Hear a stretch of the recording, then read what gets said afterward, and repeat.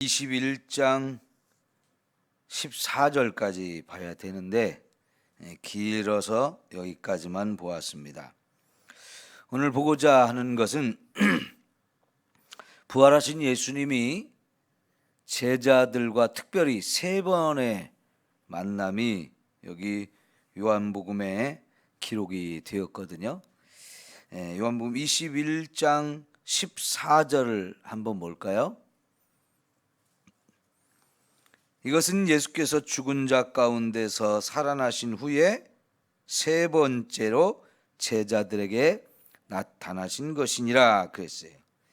20장 19절부터 23절까지가 첫 번째 만남이고요.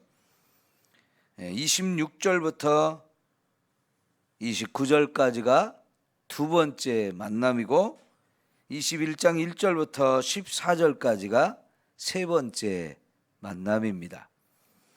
이 세 번의 만남이 좀 특별하기 때문에 살펴보려고 하는 거예요. 첫 번째 만남은 안식 후 첫날 저녁 때라고 말씀하고 있어요. 부활하신 바로 그날입니다. 부활하신 그날 제자들을 처음 만나는데요. 예수님이 부활하신 것은 그날 새벽이었습니다. 동이 트기 전 새벽이라고 볼 수 있는데 그날 제자들을 만나러 간 것은 저녁이 되어서야 만나셨어요. 새벽에 처음 막달라 마리아를 만나 주시고 나서 예수님이 제자들을 만나는 시간까지는 하루 시간이 다 지나가는 정도로 시간이 지나간 다음에 드디어 이제 제자들을 만나러 가셨는데 그때 이제 제자들은 유대인들을 두려워하여서 모인 곳에 문까지 닫고 모였다는 거죠. 왜 두려워했겠어요? 예수님을 죽인 자들이 자기들도 찾아서 죽일 거라고 하는 이 두려움이 있었어요.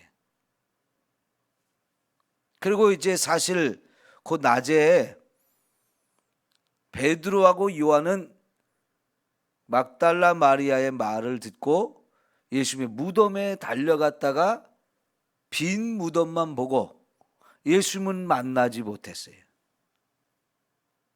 부활했다는 소식은 이미 듣고 있어요. 그래서 이제 모였는데 한편으로는 유대인들을 두려워하고 또 한편으로는 부활하신 예수님 아직 만나지 못한 그런 마음에 또 염려가 생기는 거예요. 자기들이 예수님의 부활했다는 말씀을 여러 번 들었는데도 불구하고 전혀 그 얘기를 귀담아 듣지 않고 준비하지 않았었고 그래서 결국은 예수님을 모른다고 부인하고 자기들만 살겠다고 도망갔던 이런 부끄러움, 죄 이런 것들이 그들을 마음에 가득 차 있으니까 두려움도 있고 불안함도 있고 죄송함도 있고 여러 가지 마음이 아주 복잡한 그런 상황이었을 텐데요. 자, 그래서 예수님이 그들 가운데 갑자기 찾아오셨죠. 문을 닫았는데 찾아오셨어요. 두드려 가지고 문을 열어서 온 게 아니고 다 사방을 닫아놓은 가운데 부활하신 예수님이 갑자기 짠 하고 나타난 거죠. 이제 부활하신 예수님은 부활하면서 몸이 변해 가지고 시간과 공간을 초월해서 살 수 있는 부활의 몸, 우리가 보통 그걸 영성체라고 이렇게 표현을 하는데 그런 모습으로 완전히 바뀌어졌죠. 고린도전서 15장에 보면 부활할 때 우리는 다 변한다고 그랬어요. 몸이 변한다고 그랬어요. 지금까지는 땅에서 사는 육체였다면 하늘에서 살 수 있는 육체로 저와 여러분이 변화되어서 다시는 썩지도 않고 죽지도 않는 그런 몸으로 변화된다고 그랬거든요. 그걸 실제로 보여준 게 첫 번째 만남인데요. 여러분, 문을 다 닫았는데도 나타나신 거예요. 자, 그리고 나서 오셔서 첫 말씀이 참 놀라운 말씀이에요. 너희에게 평강이 있을지어다. 이 평강이라는 말은 유대인들이 가장 즐겨 쓰는 말 중에 하나입니다. 우리도 좀 많이 들은 말인데, 샬롬 하는 얘기, 샬롬. 평강이 있을지어다. 여러분, 이 말을 3번 하셨어요. 21절에도 또 너희에게 평강이 있을지어다 라고 말씀하셨고, 26절에도 두 번째 예수님이 만나러 오셨을 때도 첫 마디가 너희에게 평강이 있을지어다 하는 말씀이었죠. 이 제자들에게 지금 제일로 필요한 게 이 평강이었어요. 아까 말씀드린 대로 두려움도 있습니다. 예수님 앞에 죄송함도 있습니다. 부끄러움도 있습니다. 이런 여러 가지 복잡한 마음들이 막 마음속에 가득 차 있는 그들에게 예수님이 오셔서 너희에게 평강이 있을지어다 라고 말씀을 하셨어요. 사실 이 평강이 있을지어다 라고 하는 말은 예수님이 마지막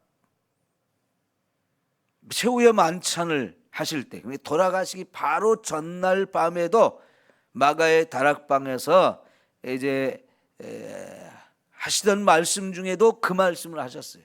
너희에게 평강이 있을지어다.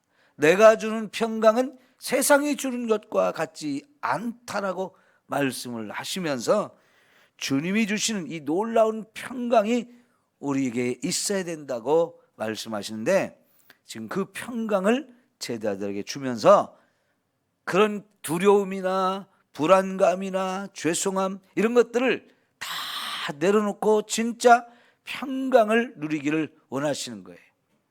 이제는 진짜 부활하신 예수님을 만났으니까요, 평강을 누려야 할 때가 온 거예요.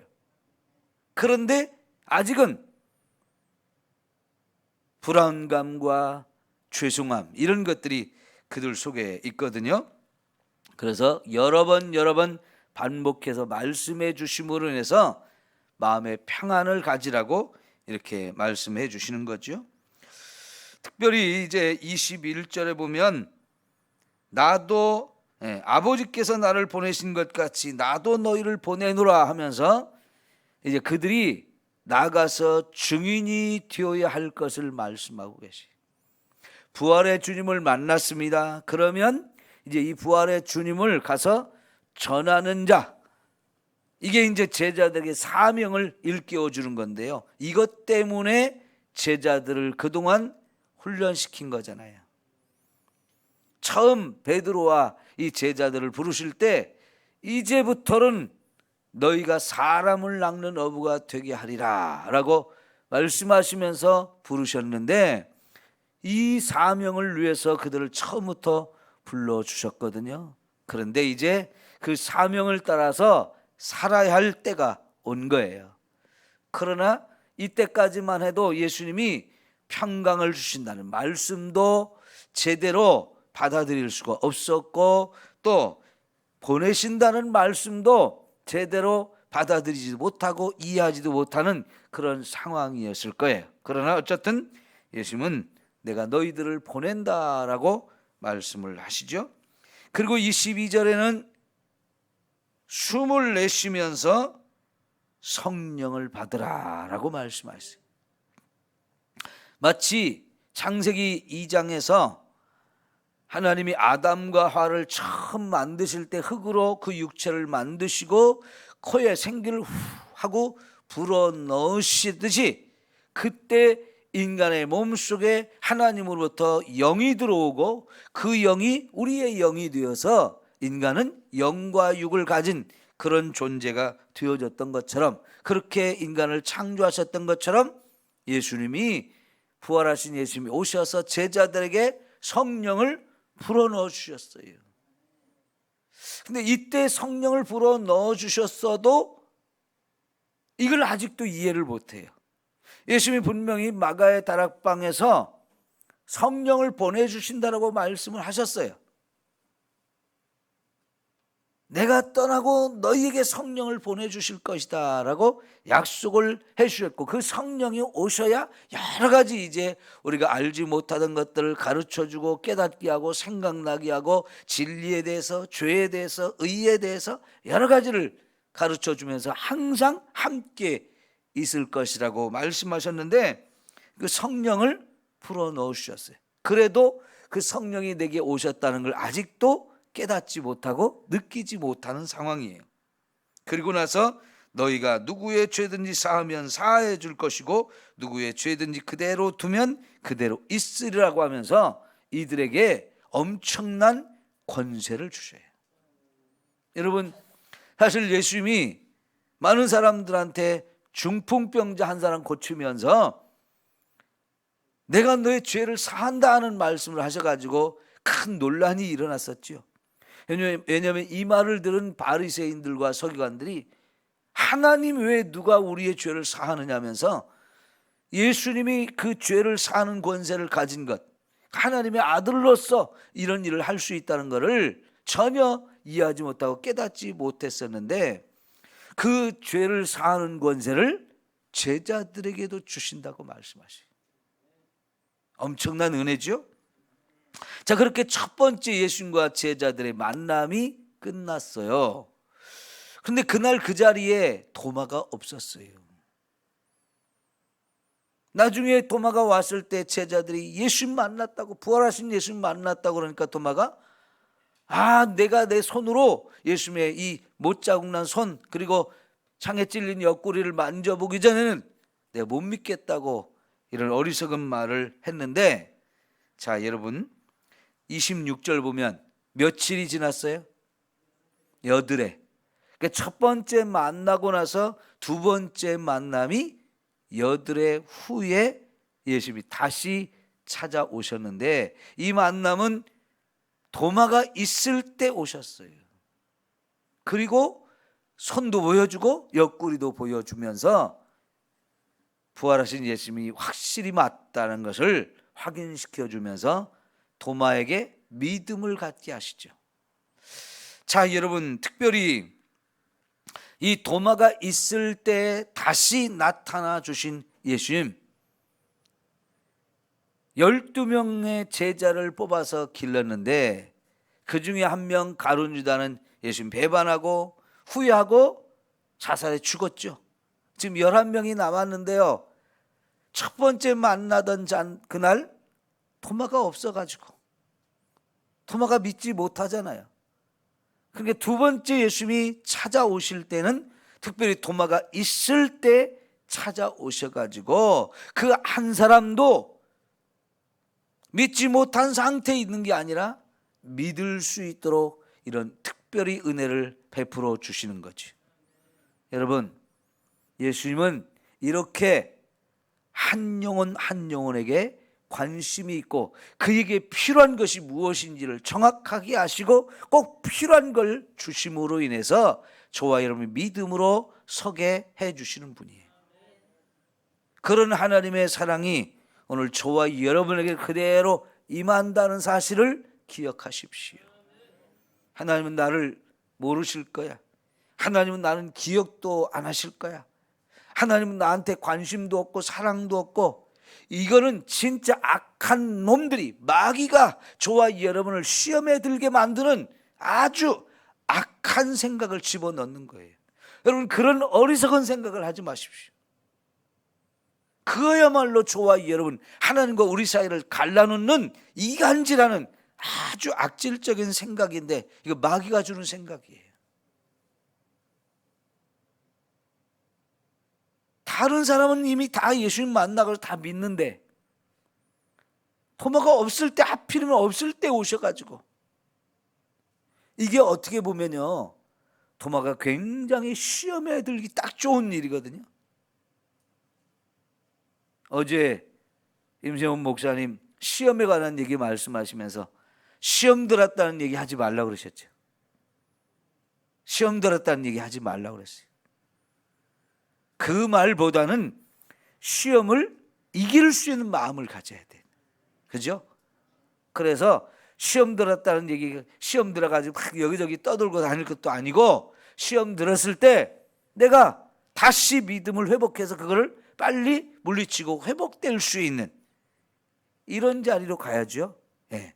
예수님이 이 도마가 시험 들었을 것을 분명히 아시고, 믿음도 아직 갖지 못하고 그 상태로 있는 걸 아시고 특별히 찾아오셔서 만나주시고 손도 옆구리도 다 보여주시면서 믿음을 가진 사람이 되게 해주시잖아요.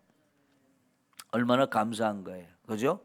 그만큼 우리 사랑하십니다. 한 영혼 한 영혼을 사랑하셔요. 그리고 보고 믿으려고 하지 말고, 보지 않았어도 믿으면 그게 큰 믿음이다라고 말씀을 하시죠. 우리는 꼭 내가 보고 내가 손으로 만져보고 해야 자꾸 믿으려고 하는 생각이 있는데요. 여러분, 내가 보았든지 안 보았든지 사실은 사실인 거예요. 그죠? 꼭 내 눈으로 보고 듣고 손으로 만져, 그것만이 진짜는 아니거든요.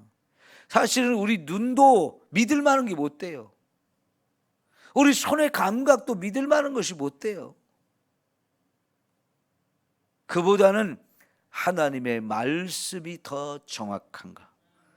하나님의 말씀을 통해서 우리가 믿음을 갖는 게 더 중요합니다.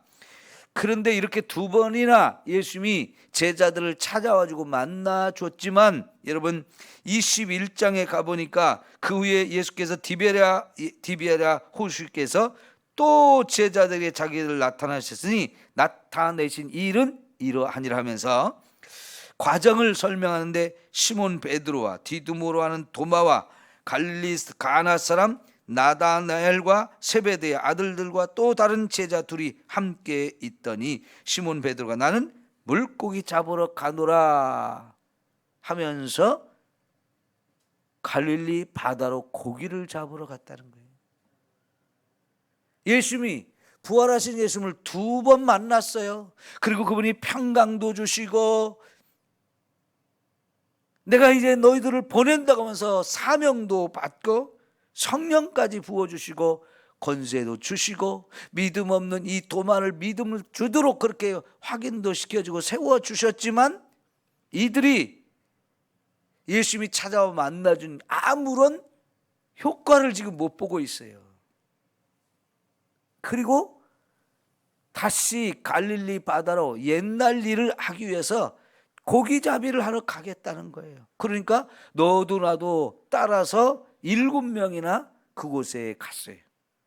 그리고 그날 고기잡이를 했는데 밤새 했어도 한 마리도 잡지 못하고 이제 허탕을 치고 돌아오는 길에 예수님이 바닷가에서 소리를 치면서 고기 잡았냐고, 못 잡았다고 하니까 그러면 배 오른편에 고물을 던져라.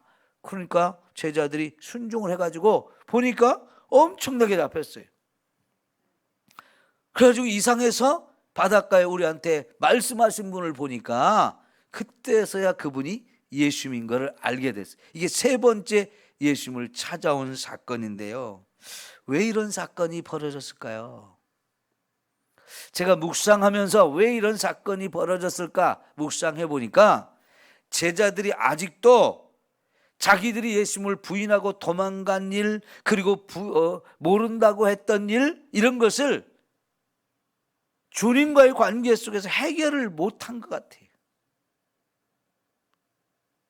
회개를 하고 용서를 받아야 되는데 아직 그 부분이 확실하게 되어지지 않았던 것 같아요. 그러니까 결국은 제자들이 여전히 풀이 죽어 있고요, 뭘 해야 될지를 모르고 있고요, 예수님과 관계가 회복이 안 돼가지고 지금 이렇게 방황을 하는 거예요.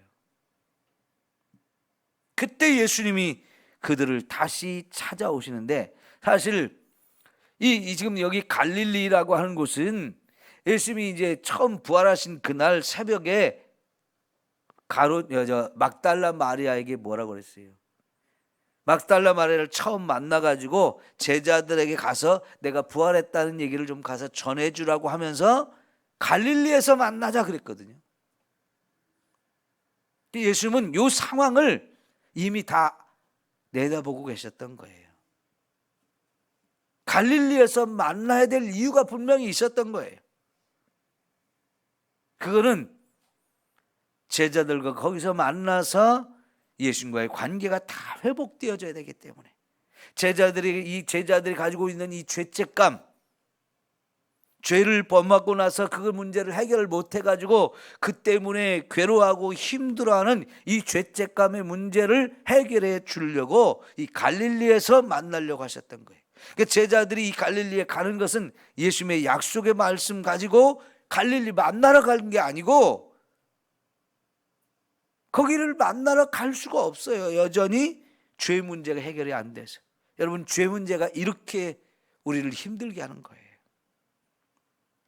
죄 문제가 확실히 해결되지 않으면 하나님과 나의 관계는 가까워질 수가 없습니다. 그 죄가 하나님과 우리 사이를 자꾸 가로막고 하나님과 우리 사이를 불안하게 만들어요. 사랑의 관계로, 더 깊은 관계로 나가지 못하게 만들거든요. 자, 여러분, 예수 믿는 저와 여러분으로서 살다가 죄를 지으면 그 순간 어때요? 철렁 가슴이 내려앉으면서 하나님 볼 낯이 없죠. 하나님을 쳐다볼 수가 없는 거예요, 감히. 그래가지고 내 발걸음이 하나님을 향해서 가는 게 아니고 하나님부터 점점 뒷걸음치면서 뒤로 물러가는 모습들이 되어지고 나중에는 뒤로 물러가는 게 아니고 아예 뒤로 돌아서서 하나님 반대 방향으로 가게 돼 있어요. 그래서 하나님 앞에 예배 드리러 오는 것조차도 불안하고 힘들어서 머물거리게 되고 안 가려고 하게 되고 이렇게 되어지거든요. 이 죄 문제가 이만큼 저와 여러분에게 심각한 문제예요. 이 문제는 확실하게 해결해야 되는 거예요. 그래서 회개가 정말 필요하고 중요한 거죠. 예수님은 그 문제를 해결해 주려고 이 갈릴리 바다에 또 찾아오십니다. 그리고는 처음 그들을 만났을 때처럼 고기잡이를 하게 하시는데 그날 왜 그렇게 고기를 또 못 잡았을까요? 3년 동안 안 해가지고 그런가요? 예수님이 의도적으로 고기가 안 잡히게 하셨던 것 같아요.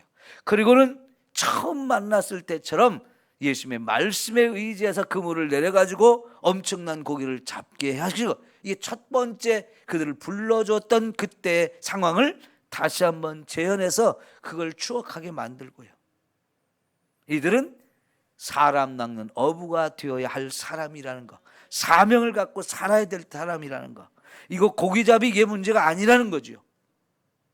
그리고 거기 숯불을 피워놓고 떡과 생선을 구워서 제자들에게 나누어주고 아침 식사를 했는데 숯불을 보았을 때 베드로의 마음속에 그 숯불 앞에서 예수님을 모른다고 3번이나 부인하던 이 문제를 깨끗하게 해결시켜 주는 거죠. 그리고 그 떡과 고기, 이거는 또 뭘 생각하게 하는 사건이에요? 오병이어의 사건. 예수님의 평생에 제자들이 봤을 때 가장 큰 기억, 가장 큰 기적이라고 볼 수 있는 오병이어의 사건, 그걸 기억하게 하는 거예요.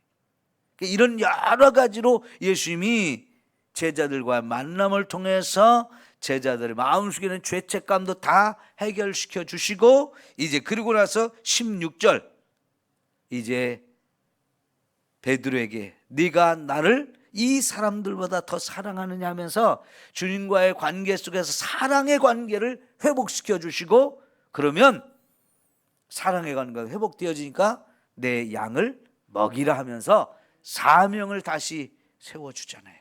그래서 이제 그 뒤로 제자들이 담대하게 복음을 전하러 갈 수 있게 됐어요. 마지막으로 하나 더 생각해 볼 게 뭐냐면 부활하신 예수님이 제자들과 40일 있었잖아요. 그러면 이 40일이라는 시간은 결코 긴 시간이 아니에요. 그렇게 제자들과 함께 있을 시간이 40일 정도밖에 안 남았는데, 그러면 제 생각 같아서는요, 매일매일 만나고 매일 헤어지지 않았을 것 같은데, 이상하게 예수님이 아까 제가 특별히 20장 26절 볼 때 첫 번째 만남하고 두 번째 만남 사이에 며칠이 지났어요? 8일이 지났다고 했어요. 그럼 그동안 안 만났다는 얘기예요. 예수님이 안 찾아오셨다는 얘기예요. 예수님이 찾아오지 않으면 만날 수가 없어요. 그런데 예수님이 8일 만에 찾아왔어요. 두 번째 만남과 세 번째 만남 사이에서도 이 제자들이 갈릴리 바다로 갔고 거기서 고기 잡이하는 이 상황까지 며칠은 또 지나갔을 것 같아요. 너무나 황금 같은 시간들인데, 예수님이 이제 떠나가셔야 되는 분인데 그 떠나갈 날이 얼마 안 남았는데도 불구하고 매일 만나고 매일 함께 있는 게 아니고, 왜 8일 만에 오고 또 며칠 만에 오고 그동안 제자들 안 만나 주셨을까요?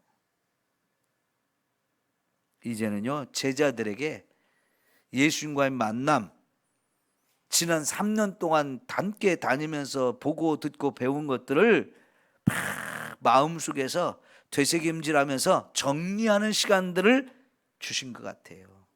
물론 예수님이 다 이제 마가복음이나 누가복음에 보면요, 일일이 이제 그들을 만나서 구약 성경 찾아가지고 왜 예수님이 죽었다가 살아나야 됐는지, 그래서 예수님이 하나님의 아들이 맞고 우리를 구원하러 온 메시아가 맞다는 사실을 구약 성경을 통해 쫙 설명해 줌으로 제자들이 드디어 이제 이런 이야기들을 다 이야기해야 되는 그런 시간도 주지만, 이제는 그거를 스스로가 되새김질을 해보면서 깨닫고 정리해야 될 필요가 있는 거예요.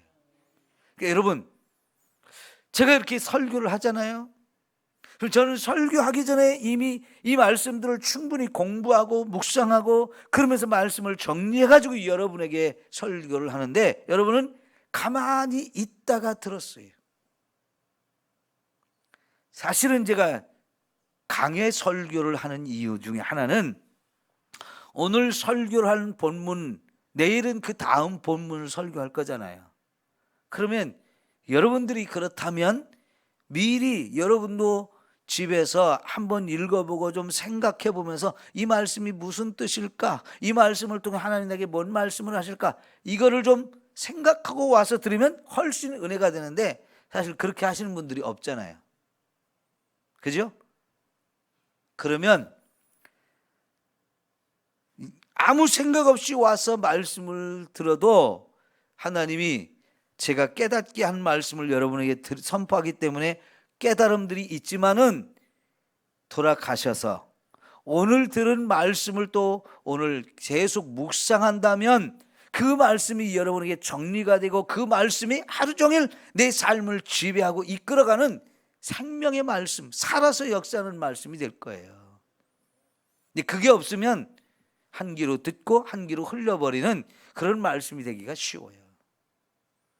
우리가 각자가 말씀을 듣고 자꾸 그걸 묵상하고, 어떤 말씀일까? 무슨 말씀일까? 왜 이런 말씀을 쓸까? 나에게 어떤 의미가 있을까? 데살로니가 교회 성도들처럼 자꾸 그렇게 말씀을 점검하고 묵상하고 이렇게 자꾸 깨달으려고 하는 이런 열정이 필요하다는 얘기죠. 그래서 예수님은 매일매일 만나도 시원찮을 그 시간에 시간을 두고 만나셔요. 그 시간 동안에 제자들이 정리할 게 너무나 많았을 거예요. 여러분, 매일매일 말씀의 은혜가 여러분에게 가득 차고 넘치기를 축원합니다. 기도합니다.